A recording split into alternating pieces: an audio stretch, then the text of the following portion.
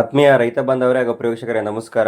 ಇವತ್ತಿನ ಒಂದು ವಿಡಿಯೋದಲ್ಲಿ ಹೊಸದಾಗಿ ಅಡಿಕೆಯನ್ನು ನೆಡ್ತಾ ಇರೋಂಥವ್ರು ಯಾವ ತಿಂಗಳಲ್ಲಿ ನೆಟ್ಟರೆ ಸೂಕ್ತವಾಗಿರುತ್ತೆ ಅನ್ನೋಂಥ ಮಾಹಿತಿಯನ್ನು ನೀಡ್ತಾ ಇದ್ದೇನೆ.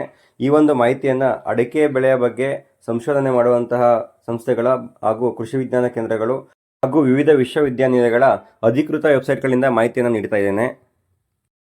ಮೊದಲನೇದಾಗಿ ICARನ ಕೇಂದ್ರೀಯ ತೋಟದ ಬೆಳೆಗಳ ಸಂಶೋಧನಾ ಸಂಸ್ಥೆ ಇಲ್ಲಿಂದ ನೋಡೋದಾದ್ರೆ, ನೈಋತ್ಯ ಮಳೆಗಾಲ ಅಧಿಕವಿರುವಂತಹ ಪ್ರದೇಶಗಳಲ್ಲಿ, ಅದರಲ್ಲೂ ನದಿ ತೀರದಲ್ಲಿ ಇರುವಂತಹ ಪ್ರದೇಶಗಳಲ್ಲಿ ಸೆಪ್ಟೆಂಬರ್ ಅಕ್ಟೋಬರ್ ತಿಂಗಳಲ್ಲಿ ಸಸಿಗಳನ್ನ ನೆಡುವುದು. ಉಳಿದ ಪ್ರದೇಶಗಳಲ್ಲಿ ಅಂದ್ರೆ ಸಾಮಾನ್ಯವಾಗಿ ಮಳೆ ಬೀಳುವಂತಹ ಪ್ರದೇಶಗಳಲ್ಲಿ ಮೇ ಜೂನ್ ತಿಂಗಳಲ್ಲಿ ನೆಡಬಹುದು ಅಂತ ಹೇಳಿ ಈ ಒಂದು ಸಂಶೋಧನಾ ಸಂಸ್ಥೆಯವರು ವರದಿಯನ್ನ ಅವರ ಅಫಿಷಿಯಲ್ ವೆಬ್ಸೈಟ್ ನಲ್ಲಿ ಹಾಕಿರ್ತಾರೆ.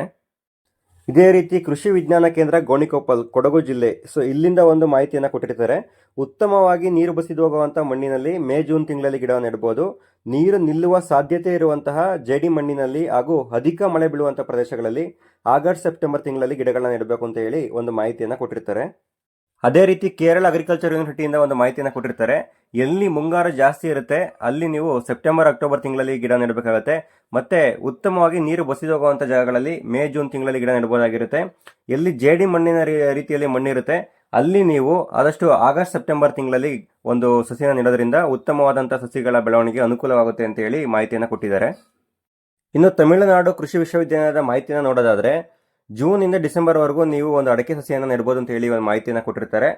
ವೀಕ್ಷಕರೇ, ಒಟ್ಟಾರೆಯಾಗಿ ನೋಡೋದಾದ್ರೆ ಎಲ್ಲಿ ನೀರು ಸರಾಗವಾಗಿ ಹರಿದು ಹೋಗುತ್ತೆ ಅಲ್ಲಿ ನೀವು ಮೇ ಜೂನ್ ತಿಂಗಳಿಂದ ಹಿಡಿದು ಸೆಪ್ಟೆಂಬರ್ ಅಕ್ಟೋಬರ್ ತಿಂಗಳವರೆಗೆ ನೀವು ಅಡಿಕೆ ಸಸಿಯನ್ನು ನೆಡಬಹುದಾಗಿರುತ್ತೆ. ಎಲ್ಲಿ ತೀವ್ರವಾದ ಮುಂಗಾರು ಇರುತ್ತೆ, ನದಿ ತೀರದಲ್ಲಿ ಇರುವಂತಹ ಪ್ರದೇಶಗಳು, ಜೊತೆಗೆ ಎಲ್ಲಿ ನೀರು ನಿಲ್ಲುವಂತಹ ಸಾಧ್ಯತೆ ಇರುತ್ತೆ, ಜೇಡಿ ಮಣ್ಣ ರೂಪದಲ್ಲಿ ಇರುವಂತಹ ಮಣ್ಣಿರುತ್ತೆ, ಅಲ್ಲಿ ನೀವು ಆದಷ್ಟು ಸೆಪ್ಟೆಂಬರ್ ಅಕ್ಟೋಬರ್ ತಿಂಗಳಲ್ಲಿ ನೀವು ಸಸಿಯನ್ನು ನೆಡೋದ್ರಿಂದ ಅನುಕೂಲಕರವಾಗಿರುತ್ತೆ ಅಂತ ಹೇಳಿ. ವೀಕ್ಷಕರೇ, ಇದೇ ರೀತಿ ಹೆಚ್ಚು ಅಡಿಕೆ ಸಂಬಂಧಿತ ಮಾಹಿತಿಯನ್ನು ಪಡಿಬೇಕಂತ ಹೇಳಿದರೆ ಕೃಷಿ ಸಂದೇಶ ಯೂಟ್ಯೂಬ್ ಚಾನಲ್ ಸಬ್ಸ್ಕ್ರೈಬ್ ಮಾಡಿ, ಲೈಕ್ ಮಾಡಿ, ಕಮೆಂಟ್ ಮಾಡಿ ಹಾಗೂ ಸಾಕಷ್ಟು ರೈತರ ಗುಂಪುಗಳಲ್ಲಿ ಶೇರ್ ಮಾಡಿ. ಮುಂದಿನ ವಿಡಿಯೋದಲ್ಲಿ ಸಿಗೋಣ. ಧನ್ಯವಾದಗಳು.